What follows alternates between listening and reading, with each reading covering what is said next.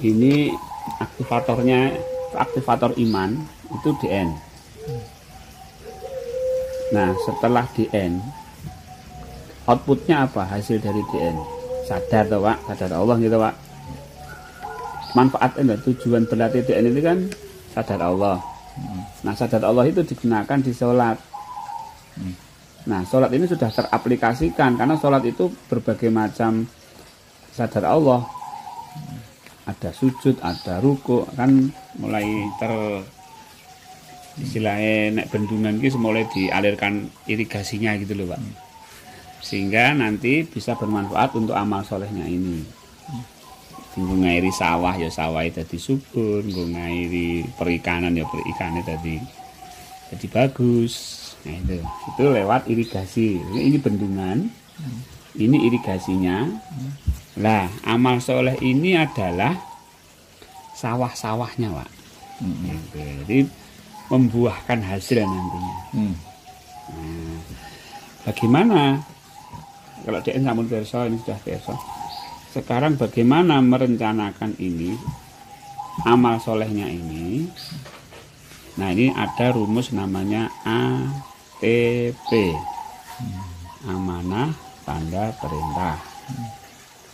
Nah, amanah itu adalah ini kok, Pak, apa yang Allah titipkan kepada kita. Jadi penulisannya berupa kata benda. Amanah. Misalnya panjenengan cucu, mantu, anak, halaman, rumah, tubuh.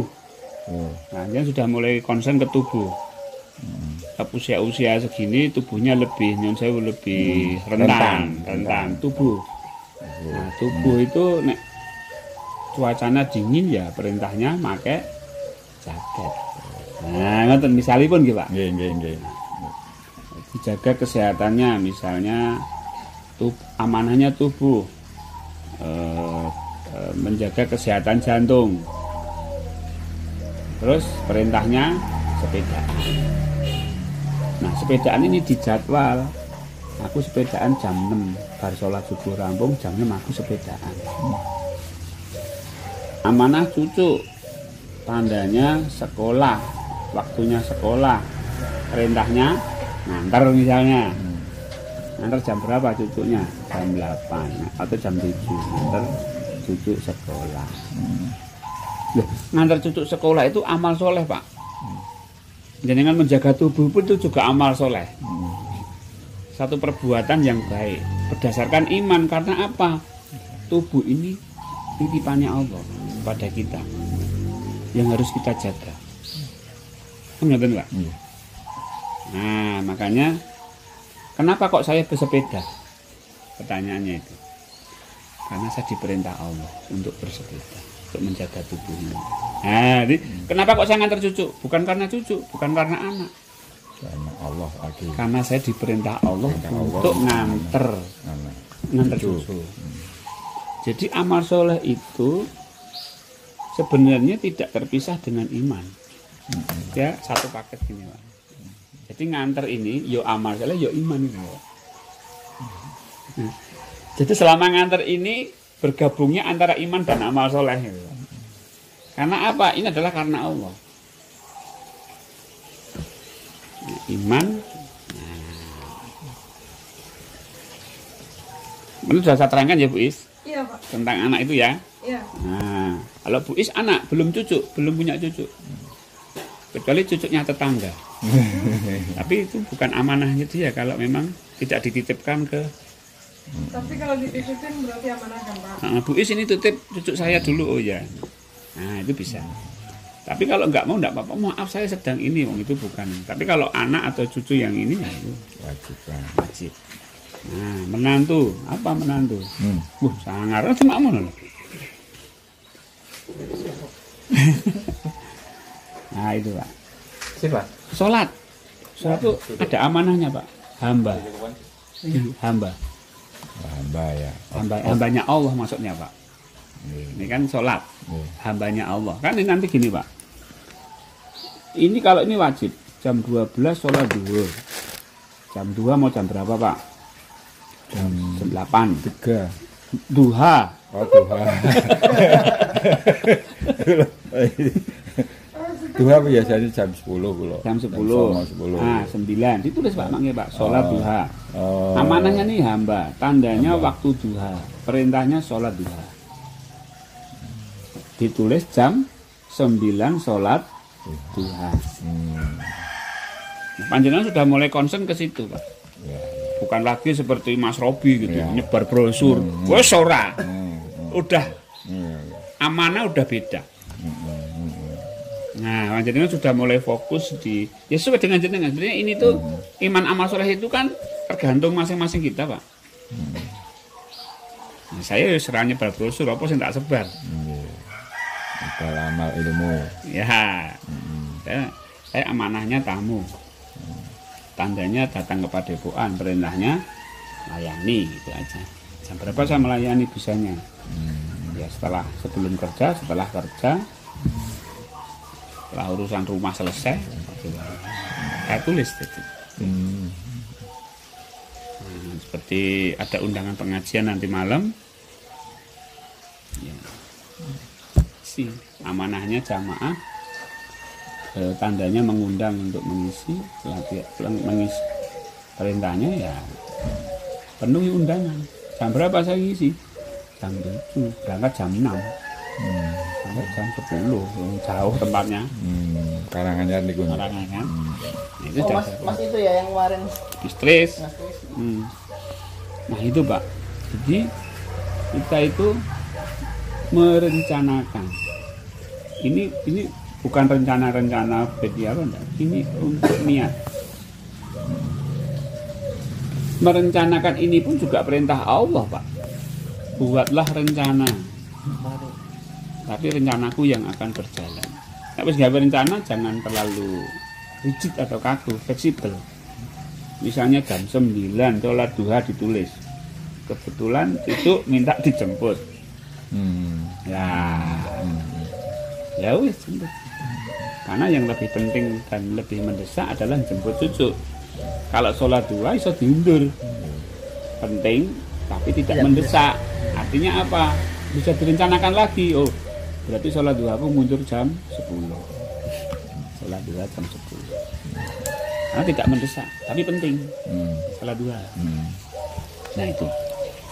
Jadi nanti lebih fokus kepada aktivitas panjenengan harus berbasic amal soleh. Jadi nggak ada jenengan itu nganggur bahasanya ngoten Pak. Apa ya ini? Wah itu bahaya. Jadi harus penuh ini semua. Nah, amanahnya rumah, amanahnya halaman, tandanya kotor, perintahnya bersihkan. Jam berapa? Jadi itu nggak ada kosongnya Pak. Sampai nanti istirahat tidur. Nah, kalau biasanya panjenengan tidur siang jam berapa ditulis aja. Amanahnya tubuh ya tandanya capek. Tapi yang ditulis ini yang pokok-pokok aja. Yang kira-kira bisa ngisi ini tuh loh Pak. Iya. Yang bersifat misalnya bersih-bersih nggak perlu diisi, wong itu sudah rutinitas. Ya, rutinitas. Nah, tapi perlu ditulis di sini. Ditulis di jadwal. Oh di jadwal. Iya. Tetap Di jadwal kalau itu masih kosong. Kalau sudah isi ya nggak usah. Alah nanti kan sambil lalu lah sambil apa di sela-sela waktu aku mau nyapu gitu nggak apa-apa. Tapi kalau sampai ada waktu kosong ya diisi aja nyapu gitu Pak. Oh gitu. Jadi ini full activity. Full activity. Ini amal soleh ini ada nilainya di sisi Allah jika disertai dengan iman, dengan kesadaran. Sehingga kesadaran kita yang kita peroleh lewat dzikir nafas itu penerapannya di sini Pak. Kita dikatakan dzikir nafas kita sudah top markot top. Itu kalau sini full dan berdasarkan kesadaran, dilandasi kesadaran. Jadi nyapu ini perintah Allah ini. Allah. Kalau orang melihat nyapunya mungkin, Iya. ini nyopa nyapu, dia nggak lihat dalamnya. Dalamnya ternyata Allah, sadar Allah. Ini yang dilihat Allah sebenarnya bukan aktivitasnya, keimanannya juga. Karena amal sedikit seperti zarah itu jadi perhitungan kalau disertai dengan iman. Mbok kowe bos gede, karyawanmu oke, tapi kalau tidak karena Allah untuk mencari keuntungan, cari duit, nggak ada nilainya Pak di sisi Allah. Ini kita bicara masalah keimanan, nilai di sini. Ini kita full aktivitas. Nggak ada istilah pensiun tuh nggak ada kalau masalah iman dan cuti. Ya, ada cuti-cuti nah. Itu Pak. Ini ATP namanya. Tanda itu adalah, ini tanda ya, keadaan saat ini yang sudah terjadi sebagai tanda yang Mengandung petunjuk dari Allah. Jadi penulisnya berupa kata keterangan. Misalnya kotor. Apa? Kotor. Kotor itu kan kata keadaan, Pak. Kata keterangan. Halaman kotor, tubuh apa? Nggak enak rasanya kalau belum mandi. Ini perintahnya mati. Jam berapa mandi ya? Isu. Ini bukan menyulitkan agar apa namanya? terkontrol. Wah, kita bisa mengevaluasi apakah banyak waktu luang karena kita diamanai waktu, Pak. Wal Yang asr kemarin dijelaskan malam Jumat nih. wal asr wadduha. Walaili. Wadduha itu kan waktu juga tuh, Pak. Wal asr juga waktu juga. Di masa demi waktu. Artinya apa? Ini penting dulu amanah waktu ini, Pak. Kalau sudah dikasih nggak dikasih waktu, Pak, ya nggak usah nulis ini lagi, Pak. Dikubur. Kalau kita sudah tidak diberi amanah waktu sama Allah, nggak perlu nulis ini lagi, gitu Pak. Karena sudah wassalam. Nah, ini kita masih diberi waktu.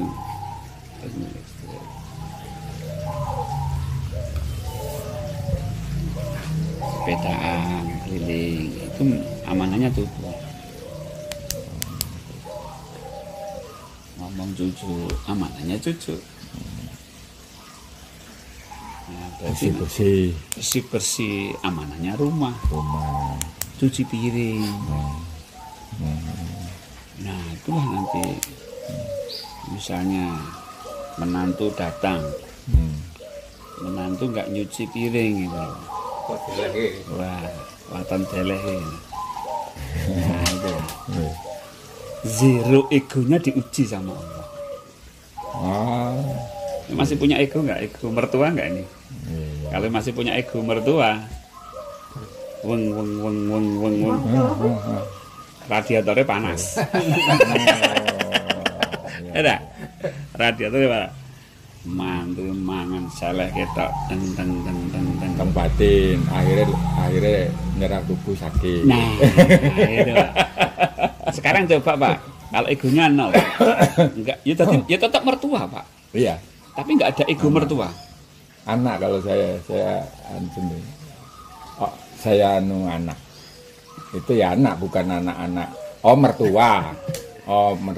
Maksudnya, Oh, ya anak. Maksudnya iya, anak mertua. menantu. Anak menantu gitu. Misalnya anak menantu. Anak menantu gitu. Maem ora gelem ngisai. Nah, gitu. Iya toh? Nggih. Nah, Bapak kan sebagai mertua. Nggih. Bapak mertua. Nggih. Kalau masih pakai ego bapak mertua, Iya. iya toh Pak? Nggih. Wah, mantuis, anak mantuis, mangan ora gelem ngisai. Radiatornya panas.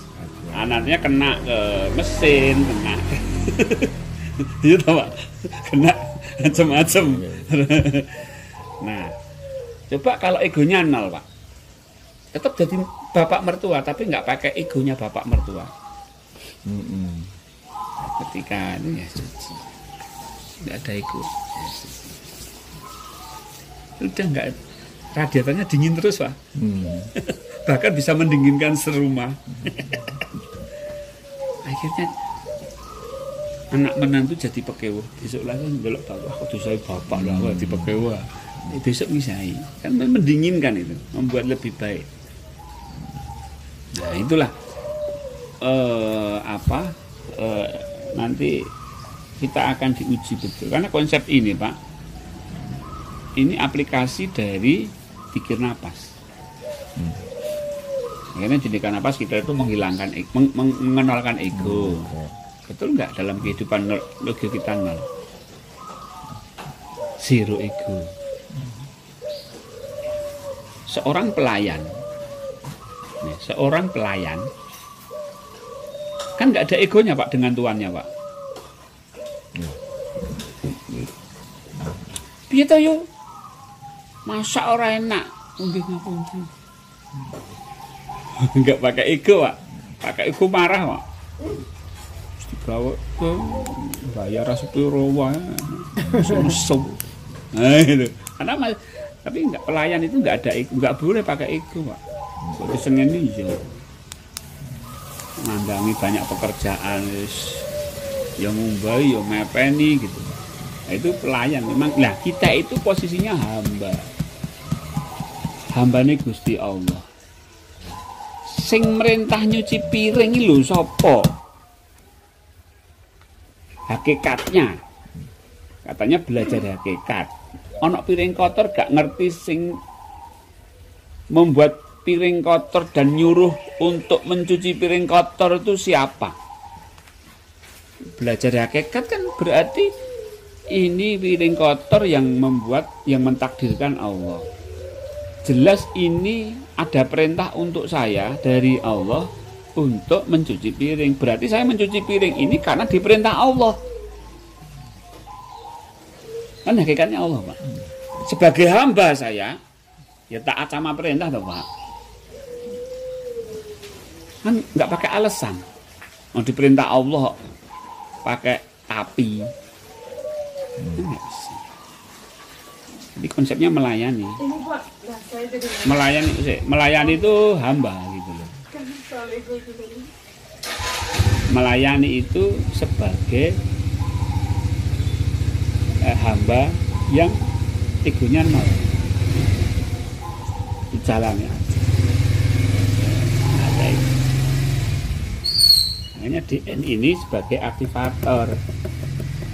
Amanah-amanah berat nggak akan kuat kalau tidak ada aktivatornya, Pak. Nyuci piring bekas makanan yang sudah dipakai menantu, kayak saiki. Berat ora? Berat. Pemenang menantune wedok sisan. Biyo. Mantu wedok iki. Nunut madang ini sayur ra gelem. Ya yang no, Pak. Itu ego, Pak. Ego akan bikin panas. Oh. Berat, Pak, itu, Pak, kalau nggak ada aktivatornya ini, Pak. Padahal ning sepele nyuci piringnya. Tidak berjuta-juta rupiah, Pak. Ora sampai apa berat nyuci piring ae. Egone kalau nggak nol, nggak diaktifasi pakai zikir napas. Nggak kuat, Pak, nyuci piring, Pak. Muntap, Bu. Ora menghargai. Nah, itu fenomena di banyak tempat tuh. Ketika antara menantu dan mertua itu satu rumah. Mantune ya ngono, maratuane ya ngono, wis. Jadi ini terutama antara ibu mertua dengan menantu perempuan, wah wis potensi. Nah, itu karena masing-masing ada ego. Ini ego mantu, ego istrinya, anaknya. Ini ego mertua, ibunya, anaknya. Nah kita pakai ini. Udah ini los saja, Pak. Nanti belajarnya los. Yang tercucu, yang tercucu. Kecuali ada amanah yang lebih besar. Loh, aku ra iso iki nganter anakmu, aku pergone kudu Ning Solo. Ning Solo, itu lebih besar ya. Kan kalau cucu itu kan istilahnya bukan tugas pokok. Tugas pokoknya anak gitu loh. Tugasnya anak, tugas pokoknya ibunya. Nah, aku lagi ning Solo ra iso. Karena Pak Joko punya tugas yang lebih besar. Ini yang lebih besar karena nanti akan mendasari kehidupan setelah ini gitu loh. Wah, pakai ATP gitu misalnya. Setelah dipelajari di sini kok cocok. Terus tak anggo terus gitu kan. Nah, itu.